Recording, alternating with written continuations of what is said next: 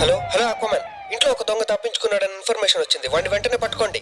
అదే పనిలో ఉన్నా సార్. దొంగ నా ఎదురుగున్నాడు. పాయింట్ బ్లాంక్ లో కట్టబెట్టా. అయితే అక్వామన్ జస్ట్ షూట్ హిమ్. అరే సార్, వాడు తప్పించుకున్నాడు, పారిపోయాడు. మీరేం టెన్షన్ పడకండి, నేను వాడిని ఎలా అన్నా పట్టుకుంటా. అక్వామన్ మీరు ఏమన్నా చేయండి, but just don't let that man escape. Sorry sir, మీరేమంటున్నారో నాకు అర్థం కావట్లేదు. ఏలు ముద్ర మనకే రాదు, చదువు రాదా?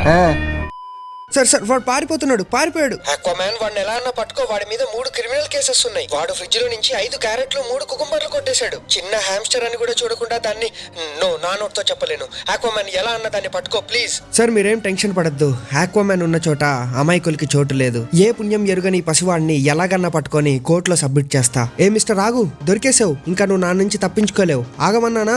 ఆగక్కడే. ఈసారి నా చేతి నుంచి తప్పించుకోలేవు. సార్ మీరు ఎత్తుకుతున్న మోస్ట్ వాంటెడ్ క్రిమినల్ ని పట్టేసుకున్నా. Good job అక్వామన్. ప్రతి కథకి ఓ హీరో ఉంటాడు. తను ఎంత పెద్ద కష్టం దాటితే అంత గొప్పోడవుతాడు.